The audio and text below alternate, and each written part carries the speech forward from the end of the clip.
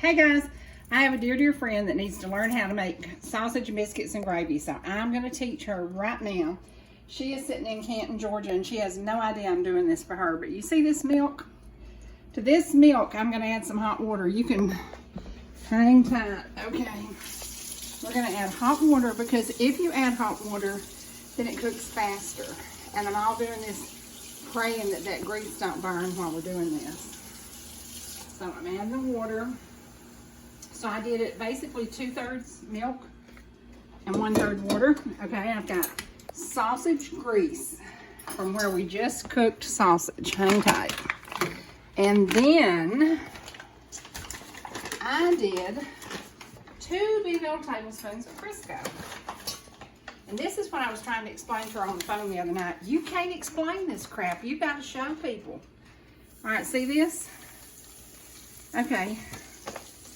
There's your thickening agent. Now, how many tablespoons was that? Was 1 huge tablespoon. And when it gets to this point and you see that it's beginning to do its thing, then you know you can add a little bit more. So I can add a little bit more flour. There you go. And you cook it down.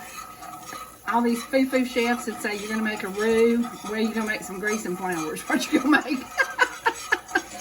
So, and we're going to brown it, but I don't do brown gravy. Honey, we do white cream gravy. We do not do brown gravy at this house.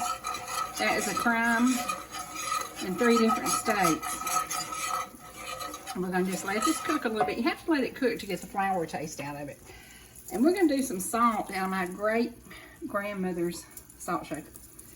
This is Granny Gilreath's salt shaker, and she was my precious Granny's mother-in-law.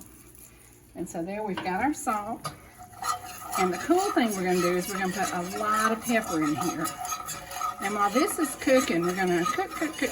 I'm going to run down there to the other end of the kitchen and I'm going to get my pepper. And you just hang tight and watch that. And tell people kind of what it's doing. It's smelling really, really good.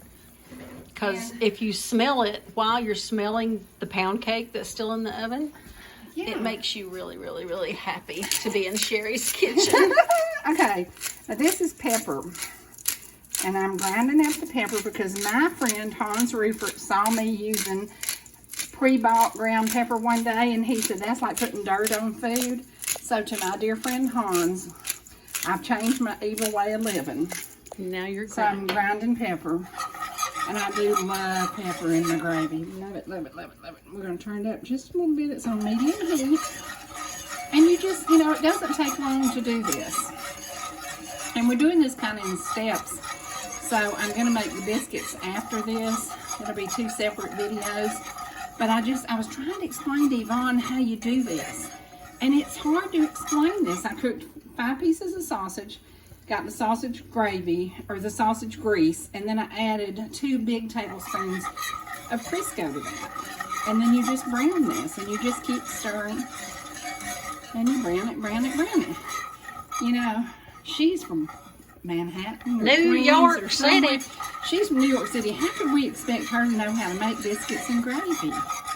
We can't, but we can teach her. We can teach her, that's right. She will now. And you see how it's beginning to brown just a little bit. And then you just add a little milk along. And you just, you know, and you kind of sit back and wait. And then you see how it's doing. And then you might add a little bit more. And you might not. You just don't know. It just depends on how it thickens because it's got a mind of its own. That's the thing about gravy. It's kind of like a man during hunting season. He's got his mind made up what he's going to do. He has no idea that he's going to go out there and kill anything.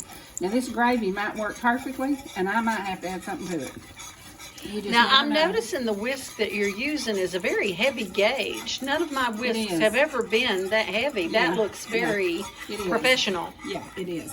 It's, what do you call it, stuff, Farberware? Yeah. Siggy and Tori actually got me this for Christmas years ago, and I have used it. It looks brand new. Yeah, I have used it.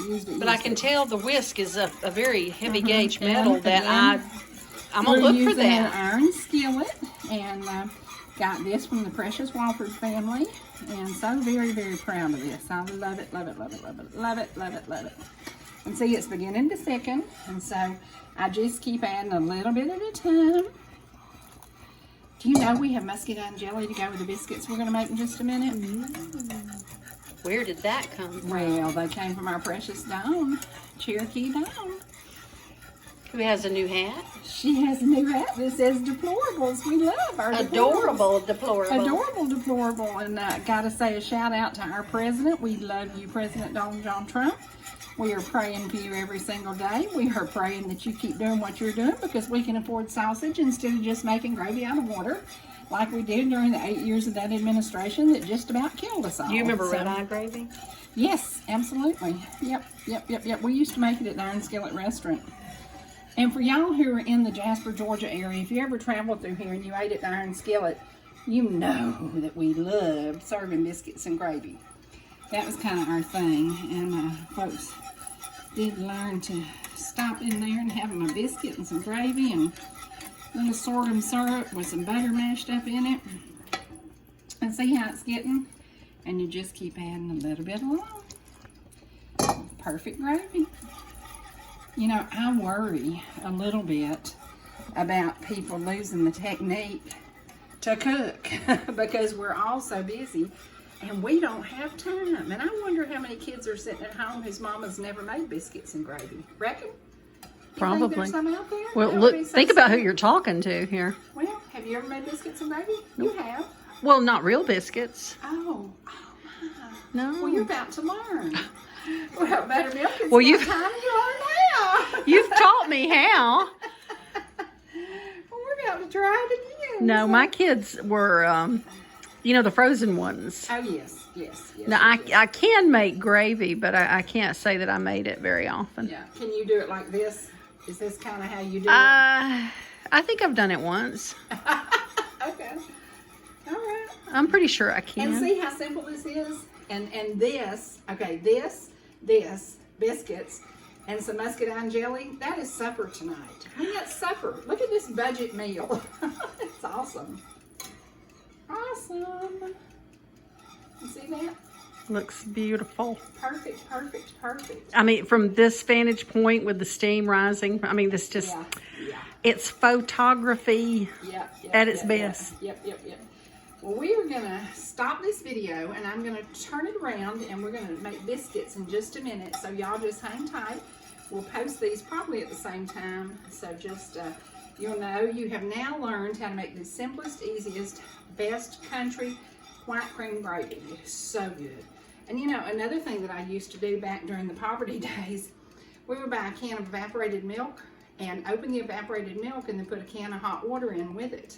And that would be your base for your gravy. So if you ran out of milk and you didn't have any milk, you just keep a can of evaporated milk on hand and it makes great gravy. So, and again, this is so simple. And how many times have you shown up at your grandma's house and she's made biscuits and gravy and you're like, oh my gosh, that's the most amazing grandmother in the world. My granny made fantastic biscuits. Oh my gosh. She's got mine beaten all to pieces. Well, I doubt that. I do make pretty good biscuits. We'll see in just a few minutes. And we're going to do them in the little oven because we do have a pound cake in the big oven. And so I can't disturb the pound cake. I can't turn it up. I can't touch the oven. We're praying over this pound cake because it just nearly came out of the top of the cake pan. It was so light and fluffy, it just about ended up on the floor of the stove. So I don't know how it's going to turn out. We'll see. We'll see. But anyway, all right, we're going to take a break right now. We're going to come back and make some biscuits in just a minute.